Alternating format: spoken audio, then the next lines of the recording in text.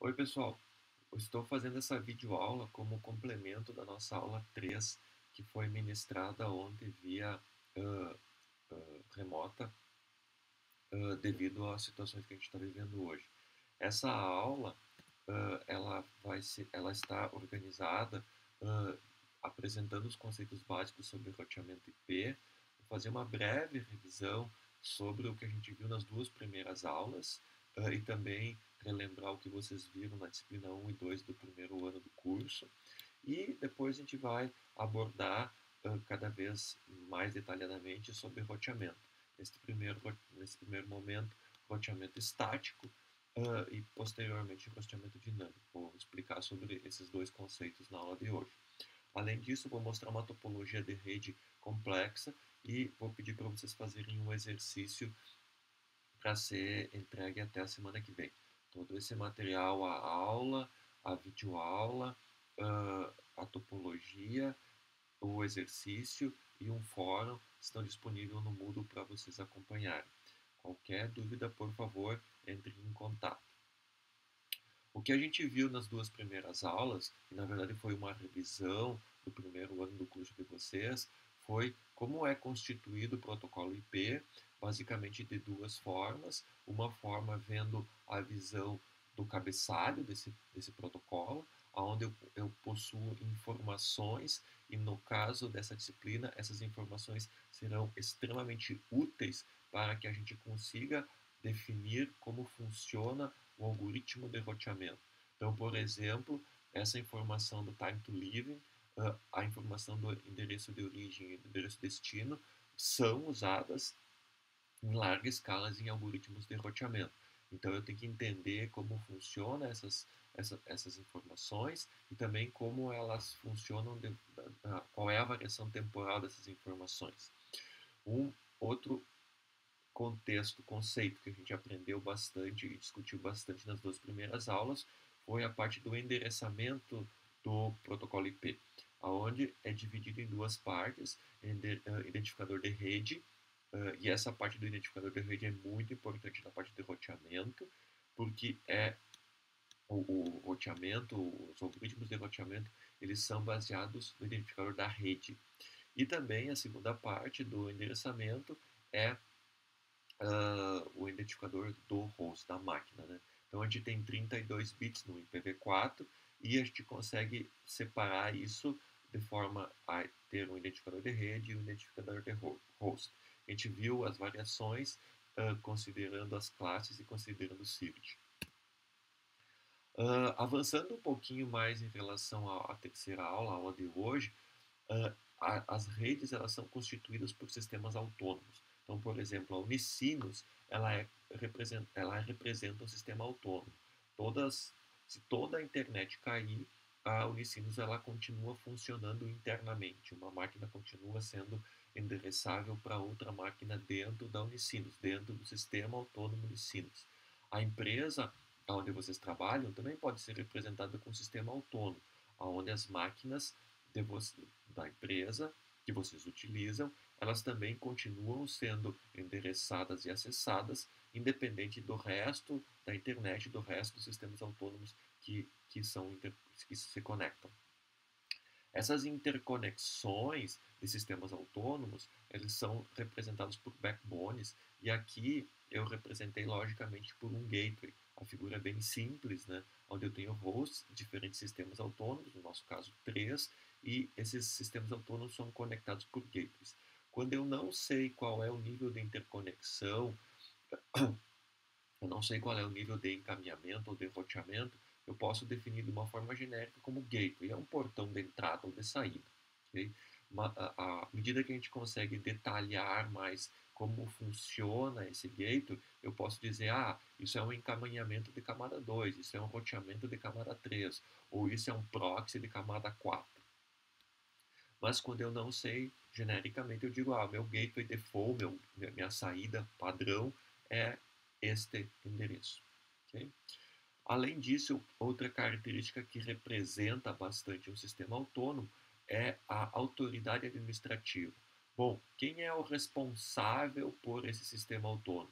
Fazendo uma analogia com a Unicinos de novo, eu tenho lá o nosso setor de TI, que ele é responsável por esse sistema autônomo.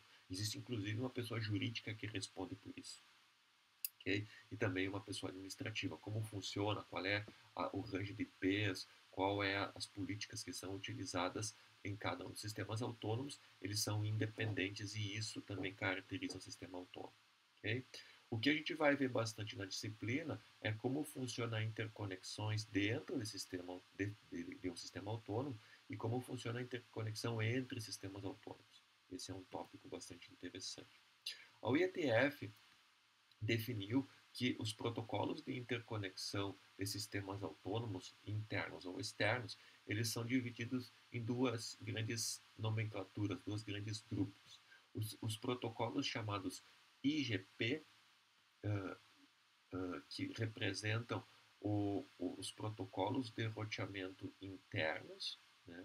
Então, Interior Gateway Protocol, e os protocolos que representam o roteamento externo, né? EGP, o Exterior Gateway Protocol. Então, eu tenho uma diferença clássica nessa figura, onde, por exemplo, esses 4 roteadores aqui, eles estão dentro de um sistema autônomo e eles têm uma característica que eles trocam informações entre eles internamente. O próprio sistema, o próprio gerente, o administrador da rede, a autoridade da rede configura esses equipamentos.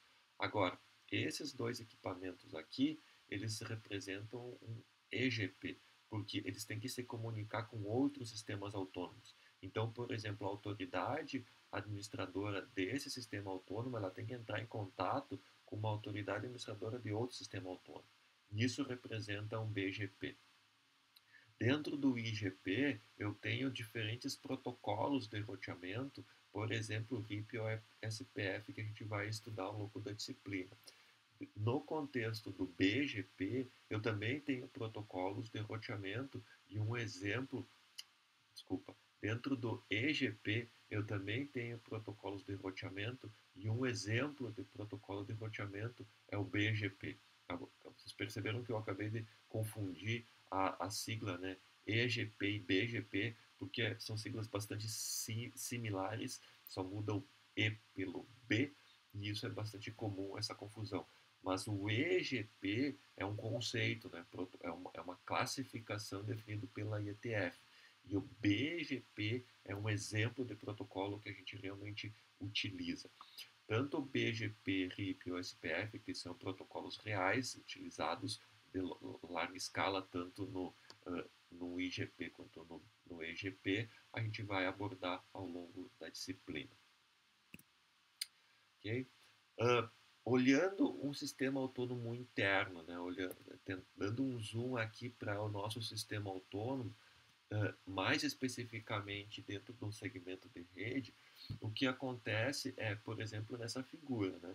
Essa é uma figura bem clássica e a atividade que a gente vai fazer no final da aula representa um pouco dessa figura. Eu tenho uma máquina, essa máquina ela quer comunicar com uma outra máquina no mesmo segmento de rede, né?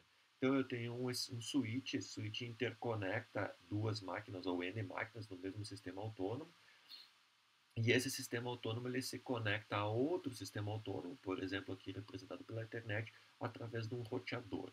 Percebam que esse host 1 aqui ele tem um IP 10.1.1.2 e esse host 2 tem um IP 10.1.1.3. Eles estão na mesma rede. Então, eles conseguem se comunicar entre eles utilizando um switch. Como é que funciona essa? Relembrando lá as disciplinas que vocês fizeram no ano passado, como é que essa máquina consegue mandar uma mensagem para essa máquina 2? Primeiramente, ela sabe o IP, né?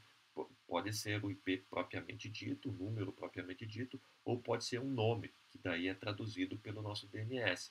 Mas ela sabe o IP, né? Então, por exemplo, se ela tem um nome, vamos chamar de Moodle, né? Se ela tem um Moodle, esse Moodle, nome Moodle, é traduzido por um IP interno, e esse IP eu sei. Mas como é que para eu fazer a comunicação da máquina 1 para a máquina 2, eu preciso do MAC também, do endereço de camada 2. Então, para a máquina 1 conseguir mandar uma mensagem para a máquina 2, ela tem que saber o MAC de destino. Como é que ela faz isso? Como é que ela descobre isso? Ela usa um protocolo de camada 2 chamado ARP. Então ela manda, a máquina 1 manda um ARP em broadcast para todo mundo, em difusão.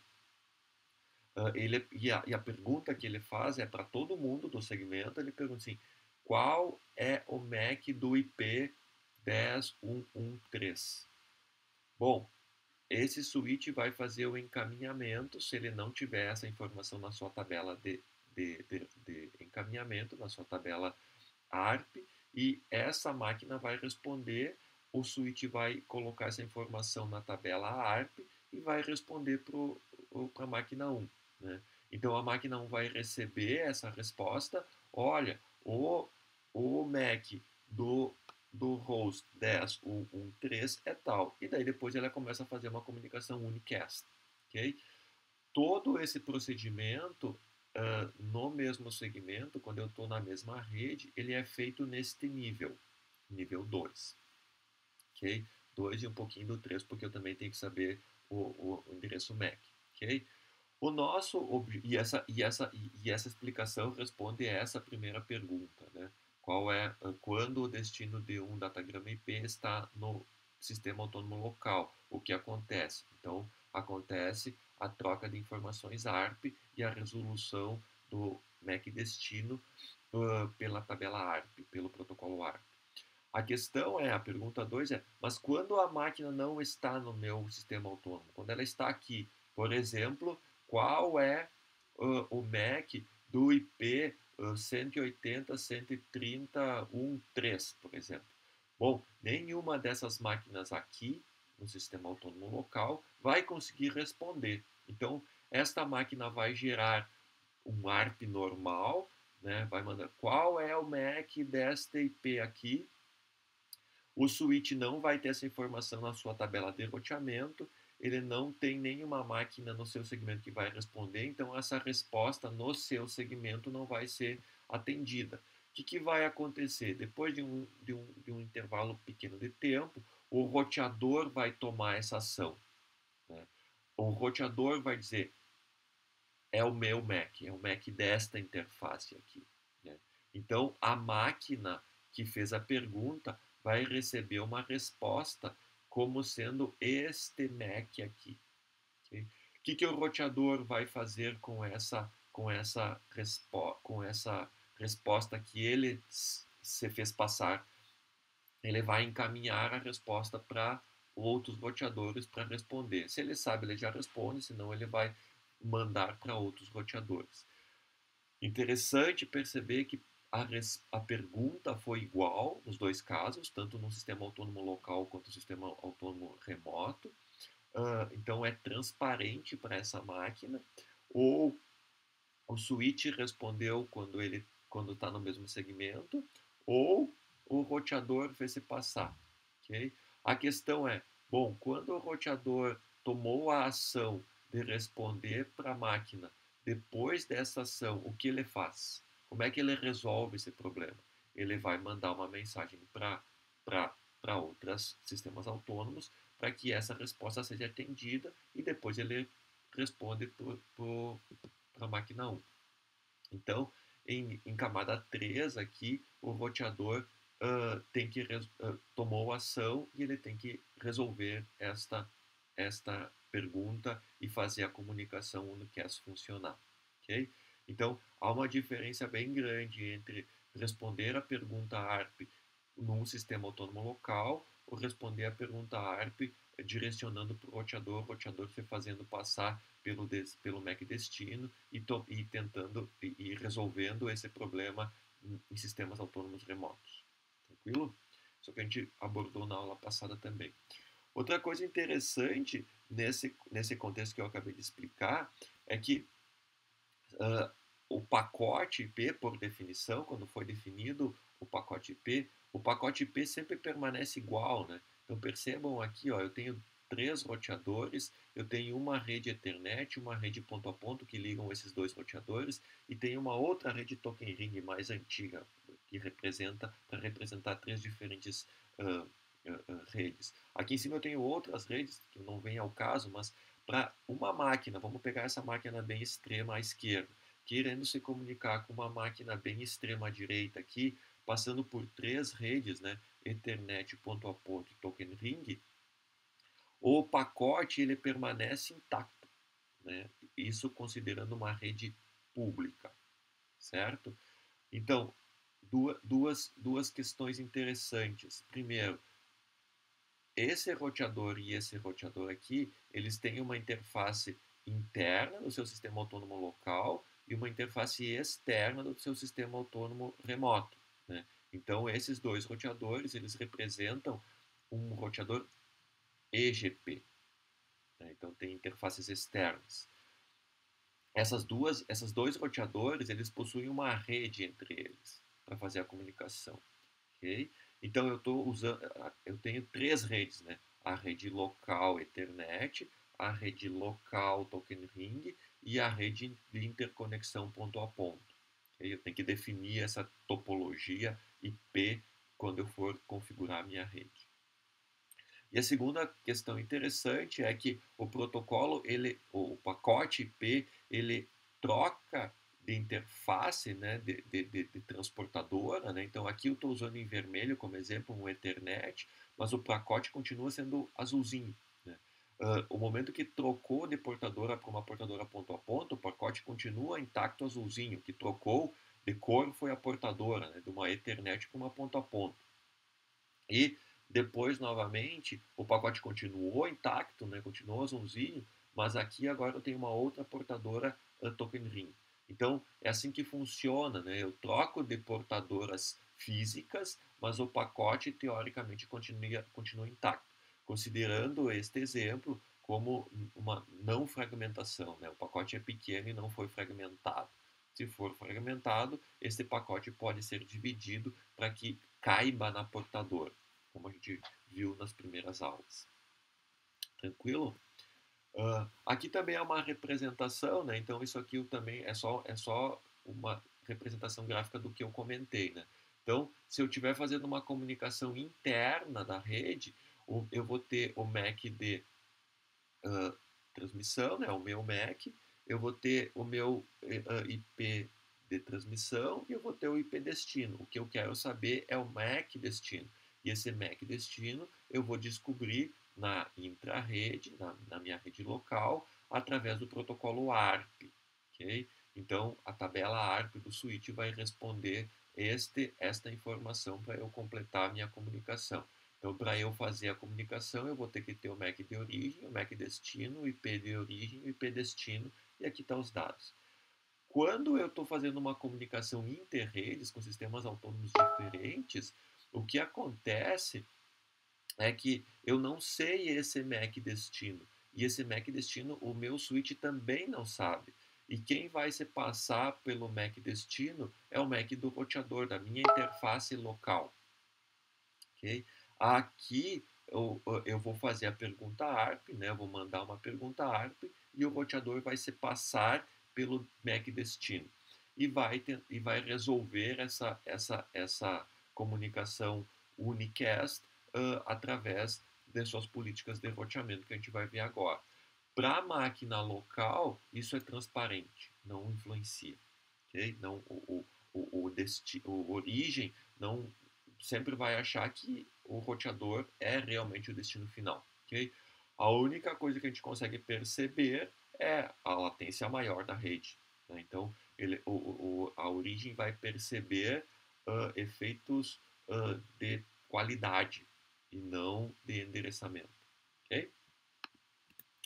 Bom, avançando então um pouquinho mais em relação à parte de roteamento, eu tenho um roteamento em diferentes níveis, né? Então, por exemplo, a minha máquina, ela também tem roteamento, né? Por exemplo, a minha máquina, que eu estou usando agora, ela está conectada no cabo e está conectada no wireless. Bom, eu tenho que decidir se os meus pacotes vão ser enviados para o cabo ou se vão ser enviados para o wireless. Né? Então eu tenho que decidir isso. Né? Então, no mesma estação, vai ter que decidir se vai se conectar numa ou noutra rede. Okay? Eu posso ter mais interfaces de entrada e mais interfaces de saída, mas eu preciso decidir se eu vou utilizar qual, qual das interfaces eu vou utilizar como saída, certo? Isso se chama, na literatura, como roteamento multi-romet. Então, eu tenho, tem essa figura aqui, mas eu vou usar como exemplo o meu próprio computador. Eu tenho aqui, ó, se eu der um comandinho netstat, stat menos nr, eu consigo ver todas as minhas interfaces, né? Então, por exemplo, eu dei esse comando aqui e eu consigo ver aqui, ó, na minha máquina de usuário final, uma tabela de roteamento. Percebam aqui, ó, eu tenho uma coluna, duas colunas, três colunas, quatro colunas, cinco colunas. Bom, eu tenho claramente uma tabela que informa o meu destino, o meu gateway. Eu não sei se esse gateway é um roteador, se é um switch, se é um access point, eu chamo de gateway, né? Então, normalmente os sistemas operacionais chamam de gateway. Eu tenho uma flag, né? Qual é a definição dessa minha conexão aqui. Eu tenho o ID da rede, eu tenho uma expiração. Cada sistema operacional vai ter sua característica de tabela, né? Então aqui eu tenho as interfaces de saída e percebam que eu tenho várias saídas aqui, né? E isso vai representar a minha tabela de roteamento. Percebam que na minha máquina aqui eu tenho uma parte chamada de IPv4 e uma parte aqui chamada de IPv6. Como o IPv6 ele é mais robusto, possui mais informações, a tabela normalmente é maior. Okay? O que nos ajuda a entender neste ponto é que a minha própria máquina ela tem funções de roteamento. Então, antigamente isso era mais difícil de ser entendido porque roteador era uma máquina física. Mas na verdade não, né? Na verdade eu tenho roteamento e esse roteamento ele é muito mais software que pode ser implementado em diferentes situações, em hardware ou sistemas operacionais, na máquina local ou na máquina remota. De uma forma bem genérica, um roteamento, né, um roteador, que nem está representado nessa figura aqui, ele tem que decidir, né, então eu tenho um pacote de dados que está sendo recebido nessa interface de entrada e o roteador tem que decidir se ele vai enviar esse pacote para a interface superior ou inferior da figura, por exemplo. Essa é a decisão que ele tem que tomar, só isso que ele tem que fazer. Okay? Obviamente que esse roteador ele pode ser escalável, né? Eu posso ter várias interfaces de entrada e várias interfaces de saída, ou pode ser algo bem simples, eu posso ter uma interface de entrada e uma interface de saída. Neste caso aqui, eu tenho um roteamento bem simples, bem tranquilo de executar. Mas eu posso ter roteadores com várias interfaces de entrada e várias interfaces de saída. Okay? Mas é importante vocês entenderem que um roteador ele tem que tomar uma ação, né? Então essa pergunta aqui é, mas eu, roteador, eu mando esse pacote para a interface A ou para a interface B? Né? Como é que eu faço isso? E além disso o roteador ele toma uma decisão local. O que eu quero dizer com isso quando eu escrevi aqui decisão local? Bom, baseado nas informações que ele possui, ele decide localmente se ele vai mandar para cá ou para cá. Okay? Então, nesse contexto, essa slide é muito importante, é um dos mais importantes da aula. É interessante vocês entenderem que um roteamento ele é formado de três partes. Né? Um roteamento não funciona se não tiver as três partes, essas três partes. A primeira é o que eu comentei, né? O algoritmo de roteamento é um software que pode ser implementado em hardware ou não, e ele tem a função de decidir para onde vai enviar o pacote. Okay? Se vai enviar para a interface A, B, C ou D. Okay? Então é um software responsável por decisão, para tomada de decisão.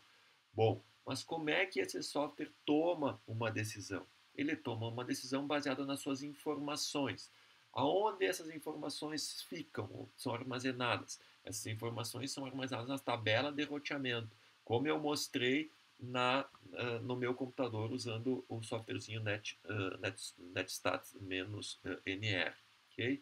Então essas informações elas ficam armazenadas na tabela de roteamento e o algoritmo de roteamento utiliza essas informações para tomar a decisão, ok?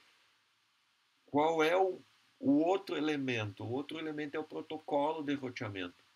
Bom, se essas informações que estão armazenadas na tabela de roteamento não forem atualizadas, forem desatualizadas, o meu algoritmo vai tomar uma decisão desatualizada, não válida, ruim.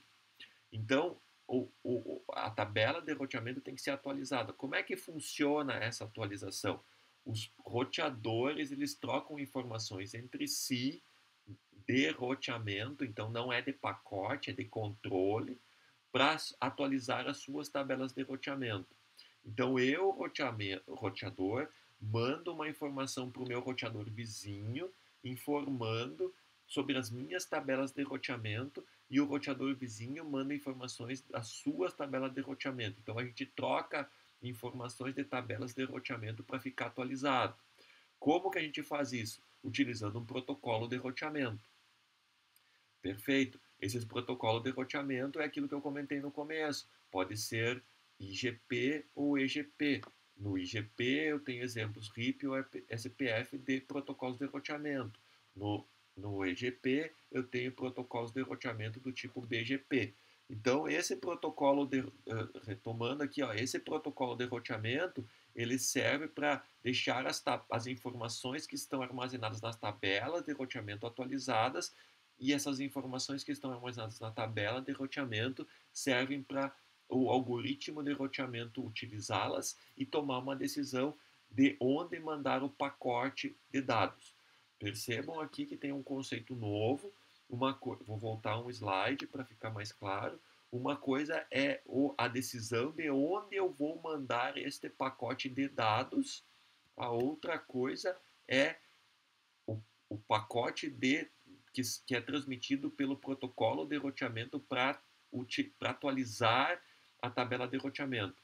Esse protocolo de roteamento também vai mandar um pacote, não é de dados, é um pacote de controle de roteamento. Né? Normalmente é bem pequeno, que servem para atualizar as tabelas de roteamento, que são usadas essas informações para os algoritmos de roteamento. Esse conceito de roteamento, que é formado por algoritmo de roteamento, tabela de roteamento e protocolo de roteamento, é fundamental para entender como é que funciona o roteamento. Ok? Bom, especificamente falando sobre o algoritmo de roteamento, eu tenho que ter informações para escolher qual é o melhor caminho. Ok? Um bom caminho é aquele que tem o menor custo. Mas o que é menor custo? Menor custo pode ser delay, menor custo pode ser taxa de transmissão. Então eu tenho várias informações que podem decidir qual é o melhor custo. Isso vai caracterizar diferentes algoritmos de roteamento, ok? Então, um algoritmo de roteamento, eu desenvolvedor, cientista da computação ou engenheiro de computação que faz algoritmos de roteamento, eu tenho que desenvolver algoritmos que sejam corretos, que sejam simples, que sejam rápidos, né? que não demorem muito tempo para tomar uma decisão, para decidir para onde mandar o pacote, porque isso tudo tem que funcionar numa grandeza de milissegundos. Tem que ser robusto, porque eu vou receber milhões de pacotes de dados para decidir para onde eu vou mandar, e tem que ter uma estabilidade muito grande. Okay? Então, os algoritmos de roteamento, para eles serem utilizados, eles devem ter essas características. A gente vai ver ao longo da disciplina que tem algoritmos iniciais, por exemplo, o RIP, que ele possui vários problemas em relação a essas 4 características aqui. A gente vai avançar, ok? E isso vai afetar a qualidade de serviço do usuário final de uma forma global, eu localmente ou remotamente, ok? Então, o algoritmo de roteamento é muito importante. Obviamente, o algoritmo de roteamento, para ser correto, simples, robusto e ter uma boa estabilidade, ele vai depender das informações que estão na tabela de roteamento e dos protocolos de roteamento que atualizam essas informações na tabela de roteamento. Ok? Basicamente, eu posso ter dois tipos de algoritmos de roteamento. Os algoritmos não adaptativos ou estáticos, né, significa que são algoritmos que não mudam. Eu inicializo a minha rede e eles não sofrem alteração. Normalmente, quando eu tenho uma rede simples, eu utilizo algoritmos estáticos. Okay? Então, dado que eu inicializei a rede, não mudo mais. Né? Vou pegar um exemplo da minha máquina. Bom, a minha máquina está conectada numa interface física wireless. Eu configurei inicialmente essa interface física, não tenho mais outra interface física, ela sempre vai estar utilizando essa interface. Ou se eu tenho uma interface física wireless e uma Ethernet, o meu algoritmo estático sempre prioriza a interface cabeada, porque, por definição, ela é mais estável. E acabou, nunca muda. Algoritmos dinâmicos ou adaptativos, eu consigo fazer com que, dado mudanças da rede, a estabilidade da rede, eu tenho que adaptar, eu adapto a minha decisão. Então, a rede mudou, a rede foi alterada e eu altero também o algoritmo de roteamento. Então, essa adaptação ela vai estar claramente influenciada pela quantidade de informações trocadas pelo protocolo de roteamento, atualização da tabela de roteamento e a tomada de decisão dinâmica. Né?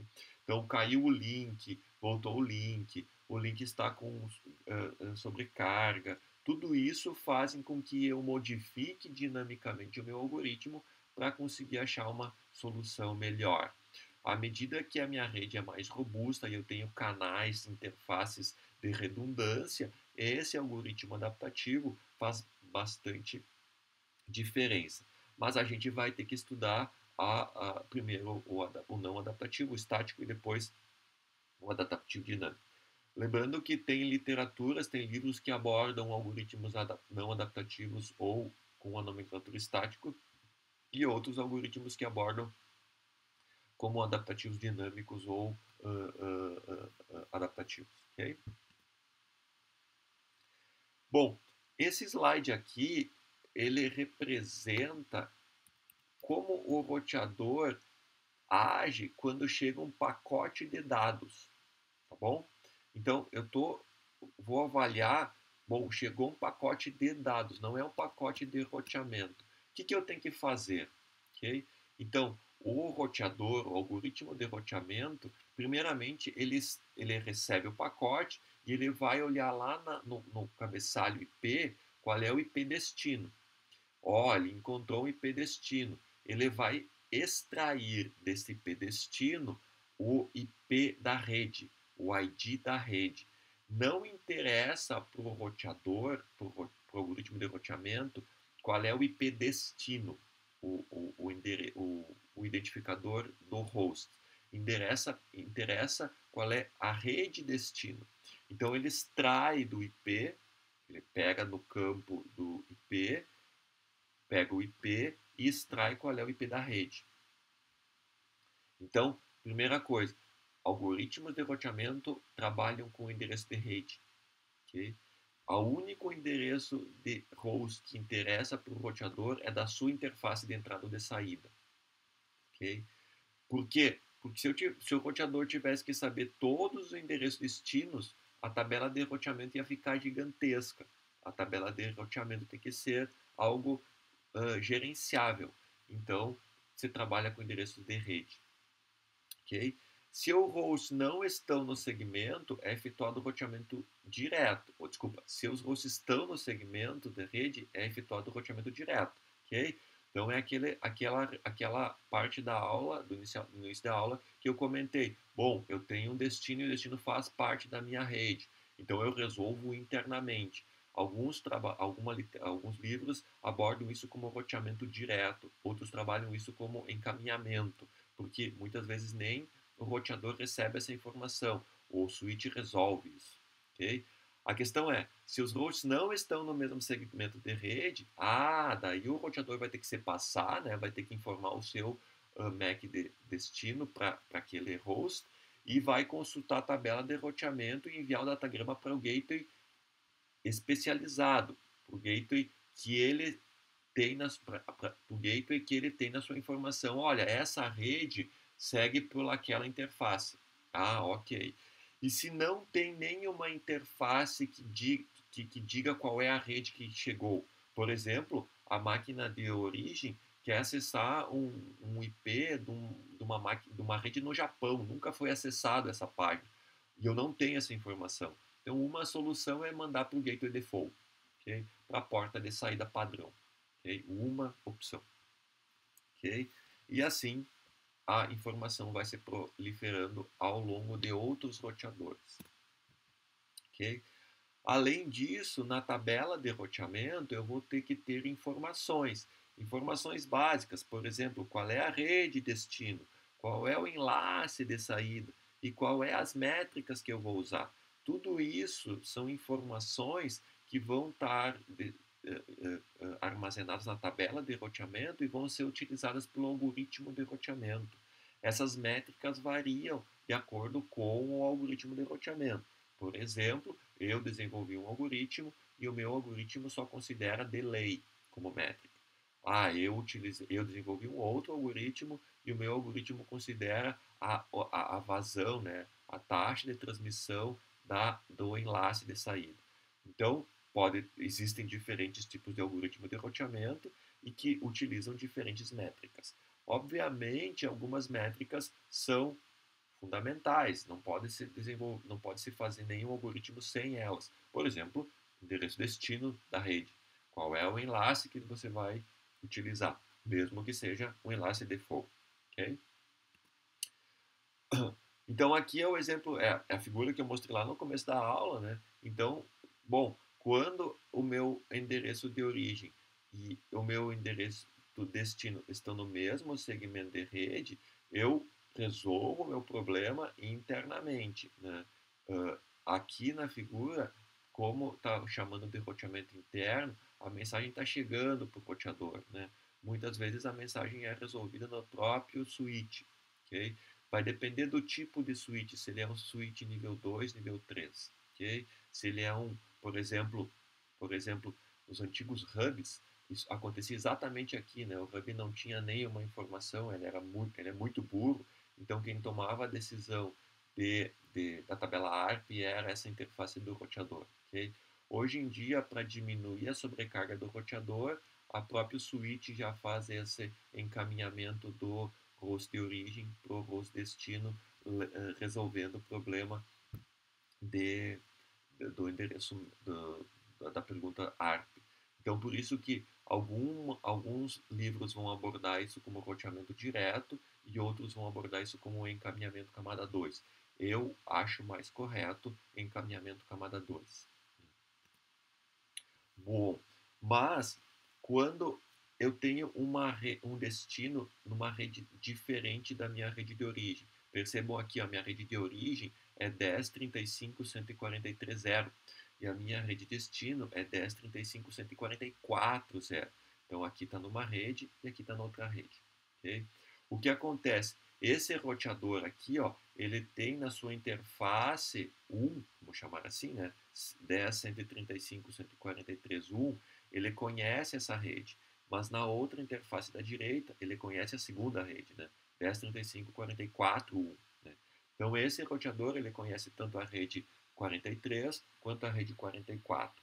Então, quando esta máquina quer comunicar com essa máquina aqui, quando a máquina 4310 quer comunicar com a 4410, o que vai acontecer? Inicialmente ela vai mandar uma mensagem ARP, qual é o MAC, o endereço MAC do IP 10.35.44.15. O switch não vai saber responder isso e vai passar um tempinho, alguns milissegundos, e o roteador vai tomar uma ação. O que o roteador vai dizer? O roteador vai dizer o endereço MAC do IP 10.35.44.15 é o meu endereço MAC dessa interface aqui. E essa máquina vai ficar feliz. Né? Para ela é transparente. que esse roteador vai fazer? Ele vai fazer o roteamento indireto. Ele conhece essa rede 10, 35, 44, 0 e vai mandar e vai fazer a mesma pergunta para cá, né? Essa máquina vai responder, ou o switch vai responder e vai retornar para cá. Então o roteador vai fazer a ponte, né? Vai fazer o roteamento indireto desta rede 143 para essa rede 144, ok? E essas informações são armazenadas nas tabelas de roteamento deste roteador e das suas máquinas host, né? Então, cada máquina também tem a sua tabela de roteamento aqui e aqui. Como é que isso? Porque qual é a diferença dessas tabelas? Essa máquina tem uma tabela Homet, né? E aqui também local. E aqui eu tenho uma tabela de roteamento, né? Das redes, ok? Tranquilo? Obviamente que à medida que esse roteador tem mais interfaces e conhece mais redes, uh, o problema se torna mais complexo. Beleza? Entrando mais especificamente num contexto de roteamento estático, né, que acontece? O roteador, as rotas são inseridas manualmente no início da configuração e não mudam mais, né? Não sofrem alterações, ok? Então, essa é uma característica do roteamento estático, né? A gente vai começar nesta aula e na próxima aula a abordar esse roteamento estático, ok? Então, o redirecionamento do tráfego ele é feito manual e não sofre alterações, ok? Neste exemplo aqui, ó, é bem fácil de entender que eu tenho um roteamento estático e não muda porque eu só tenho essas interfaces aqui, ok? Então, é, é recomendável, nesse caso, que se use um roteamento estático, ok? Aqui é um outro exemplo, né? Eu tenho três roteadores, né? O A, o B e o C. Ó, cada roteador tem a sua interface, tem sua rede local, né? Aqui, ó, tem o meu sistema autônomo é 172.16.10.0, o B é 172.16.14.0 e o roteador C é 172.16.12.0. Essas aqui são as redes internas dos roteadores. Percebam que os roteadores se comunicam ponto a ponto através de uma outra rede, ó, 192.162.2.1, então e aqui 192.168.2.2, né? Então aqui existe uma rede 192.168.2 e aqui, ó, entre o roteador A e B existe uma outra rede 168, 162, 168.1, ok? Então, para esse roteador se comunicar com esse roteador, existe uma rede aqui. Para esse roteador se comunicar com o roteador B, existe uma rede aqui. E além disso, nessas interfaces internas, eu tenho a minha LAN, né, a minha rede local para cada um dos roteadores, ok?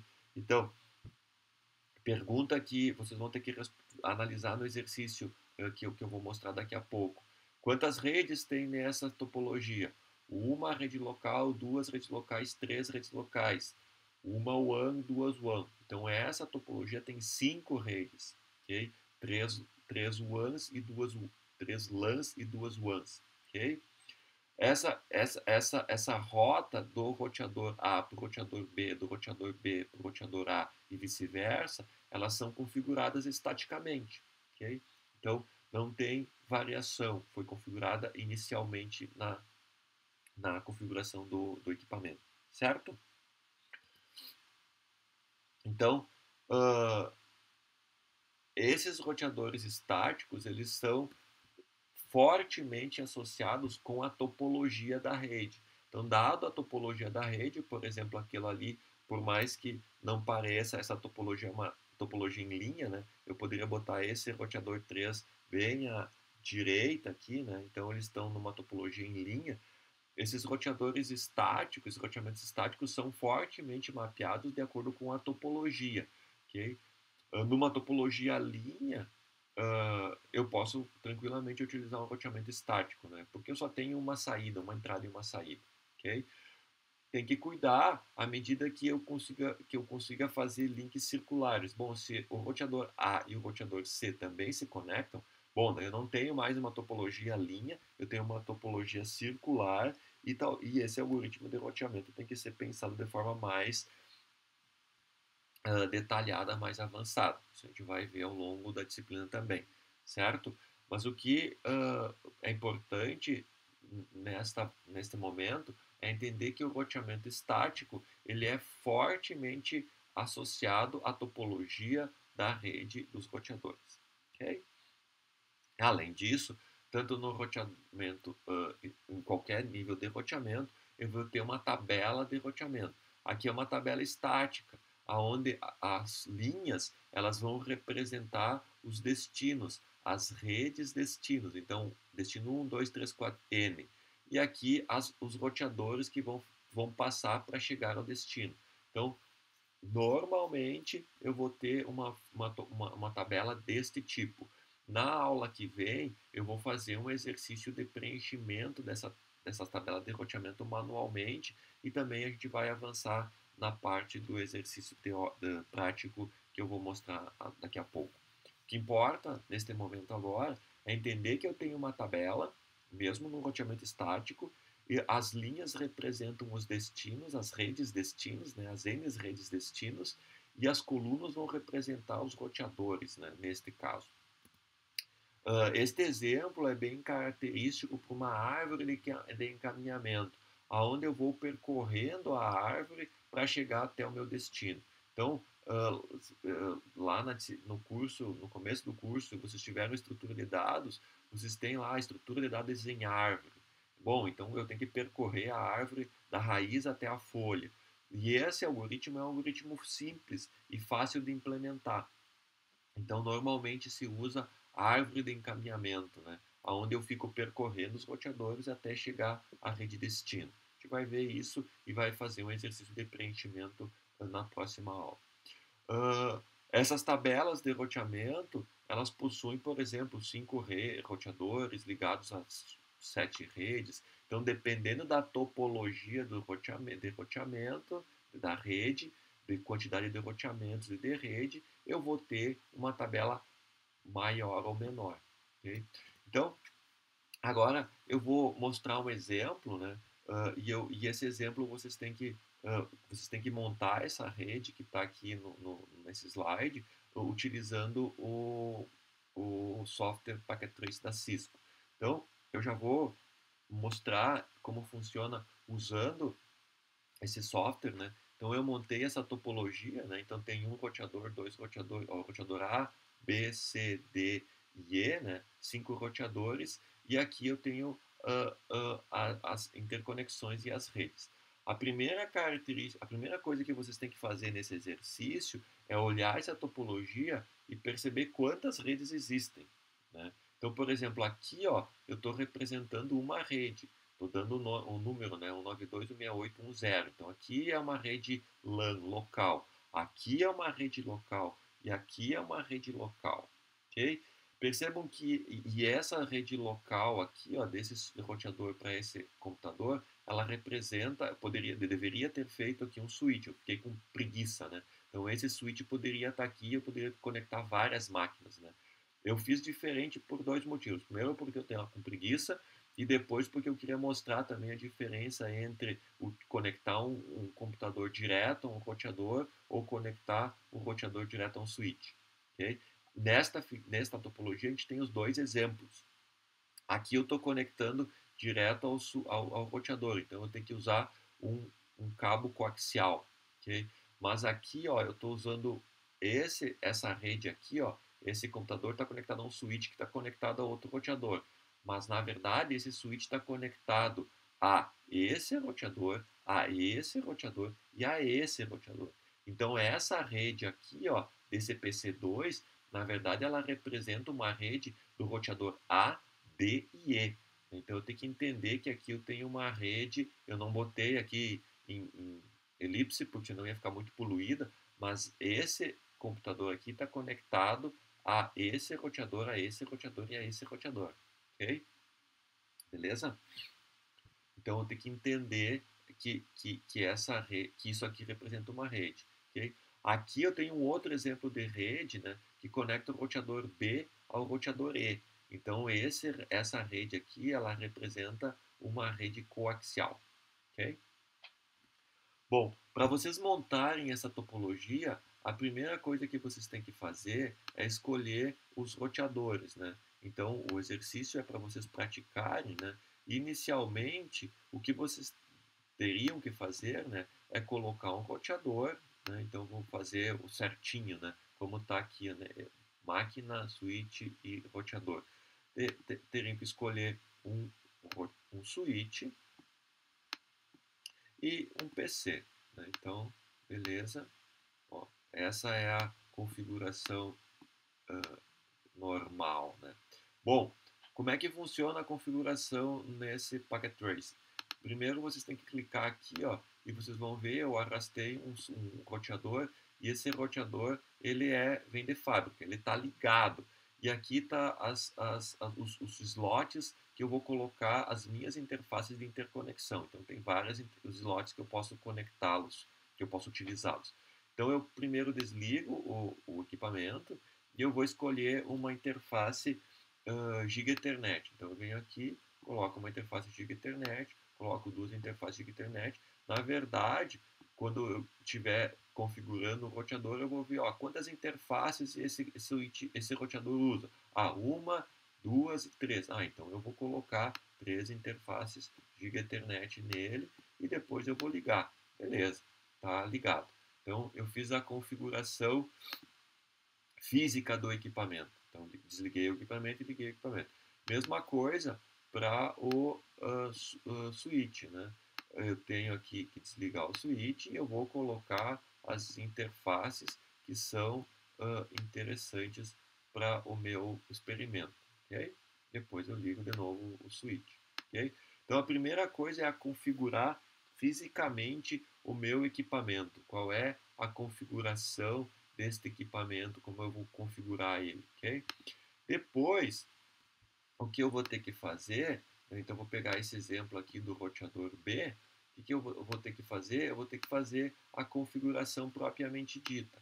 Bom, eu quero conectar essa interface aqui com esse PC aqui, né? Então, eu posso vir aqui, ó, e ver aqui, ó, tá, mas qual é a interface que ele está conectando aqui, né? Então, ou eu posso definir. Então, é interessante vocês fazerem no papel, ó, essa interface aqui vai ser a Gigabit Ethernet. Tá bom. Gigabit Ethernet 0, 1 ou 2. Né? Eu adicionei, vamos aqui, ó. Eu adicionei 3 interfaces. Qual é que eu estou usando? A 1, a 2 ou a 3? Ok? Definem uma topologia, definem uma regra e utilizem. Por exemplo, daí essa interface 0 aqui, eu estou utilizando na rede. Deixa eu tirar aqui. Aqui, ó. Na rede 192.168.2.0. Tá bom.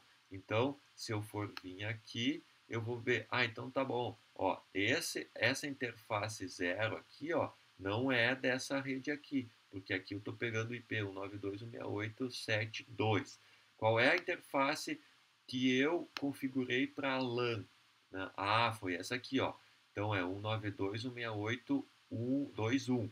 Essa interface aqui da LAN, eu defino um IP para ela e uma máscara para ela. Eu tenho que definir que essa interface, eu defini que a interface que eu vou usar aqui na rede LAN é a Gigabit Ethernet 2. E eu defini um IP de acordo com a minha rede, 192.168.2.0, ok? Certo? Mesma coisa que eu vou ter que fazer para interface com o roteador B com o e mesma coisa roteador B com o switch, ok? Então aqui tá, eu tenho que definir todos os IPs das redes. Posteriormente, que eu fizer isso, eu tenho que salvar. Sempre salva, porque se você não salvar, você vai perder toda a configuração das máquinas quando você fechar o programa, ok? Então, retomando, defina a parte física, faça a configuração das interfaces, defina a lógica, o endereçamento lógico das interfaces e salve a configuração. ok? Além disso, você vai ter que fazer a conexão, ok? Vou deletar aqui, ó, só para vou, vou deletar essa conexão aqui, só para usar como exemplo, tá? Essa conexão aqui, ó, como eu comentei, ela é feita entre um roteador e um PC. Então, eu venho aqui e defino a conexão. Ó. Quando eu não sei, eu defino a conexão do roteador com o PC e esse PC que só tem uma interface, aqui só tinha uma interface disponível, ele já faz a conexão e ele já define que é coaxial, ok? Quando eu tenho uma conexão deste tipo aqui em cima e uh, eu sei que ela é giga, eu posso escolher diretamente o cabeamento que eu quero, né? Então eu já sei que ela é gigabit Ethernet e eu venho aqui, digo, ó, é Fast Ethernet e eu vou conectar com o switch na interface Giga Ethernet 3 no caso. Ah, conectei, beleza. Ah, ficou laranjinha porque ele está fazendo a configuração na tabela ARP desse equipamento e daí vai definir a conexão. Com isso, vocês vão perceber que vocês vão ter que escolher quais são as diferentes tipos de conexões, de links que vocês vão utilizar. Okay? Um é o link coaxial, né, esse aqui, outro é o link Ethernet, beleza? Feito isso, o que mais eu preciso mostrar para vocês é a configuração da máquina. Né? Então, dentro da máquina aqui, eu já defini como funciona fisicamente e eu tenho que fazer a configuração do desktop. Inicialmente, eu tenho que definir o endereçamento lógico. Bom, essa máquina aqui, ela está na rede 192.168.2.0. Bom, então eu tenho que dar um IP para ela, né? 192.168.2, qualquer coisa aqui, né? Dessa rede, eu botei 2, né? A máscara e aqui o Gateway Default.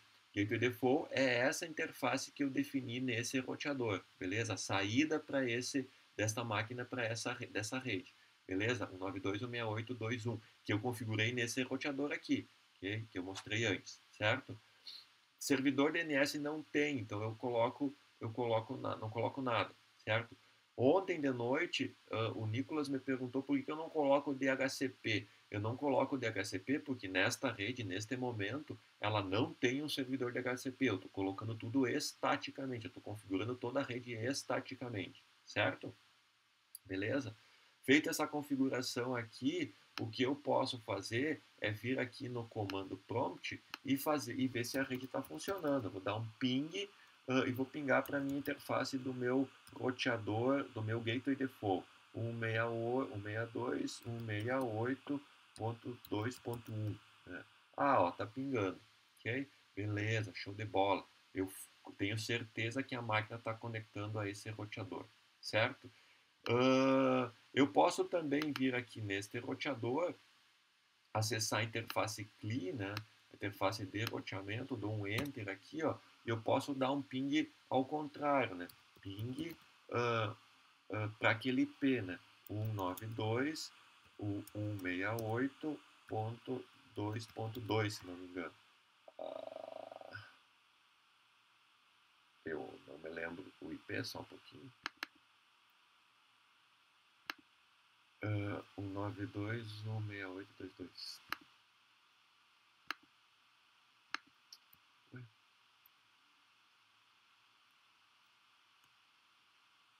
Deixa eu ver aqui. Nessa interface aqui.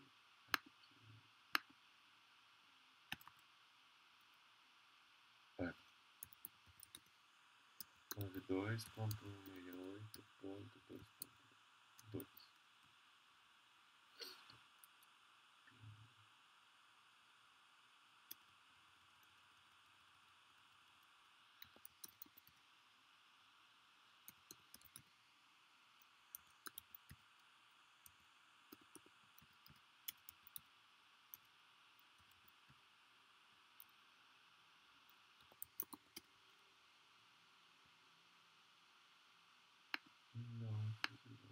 Vou tentar aqui.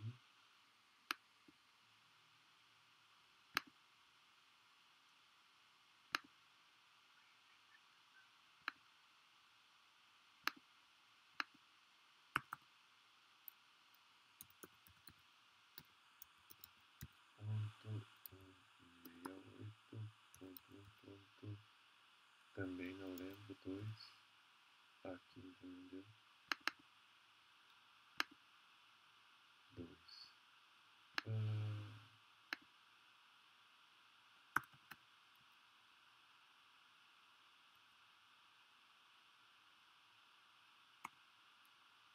Não sei porquê. Eu vou ter que ver porque não está funcionando e reporto para vocês no fórum. Okay? Mas com certeza, eu fiz isso ontem de noite. Com certeza eu consigo fazer um ping do configuração do roteador interno para a máquina. Okay? Eu já vejo isso e reporto no site, no fórum. O que eu quero que vocês façam agora é bem simples. Definam essa configuração, né, façam essa configuração, testem e postem o arquivo pkt lá no Moodle, lá na atividade. Então salvem aqui, né, como um PKT, coloquem o nome de vocês aqui, ó. No meu caso aqui está aula 3 PKT, salvem e postem lá e essa atividade está disponível para vocês postarem lá até semana que vem, às 7 horas, se não me engano, segunda-feira às 7 horas. Qualquer dúvida, por favor, entre em contato e a gente vai conversando e aperfeiçoando essa atividade. É muito importante que vocês façam essa atividade, porque na semana que vem eu vou trabalhar em cima dela, mas em relação à configuração do roteamento estático, certo? Por hoje é isto, né? Então, qualquer dúvida, por favor, entre em contato e vamos exercitar. Aqui está o enunciado do exercício, lá no Moodle também está o enunciado do exercício, e agora espero que vocês consigam fazer essa atividade. Qualquer dúvida, por favor, entre em contato. Obrigado, até a próxima.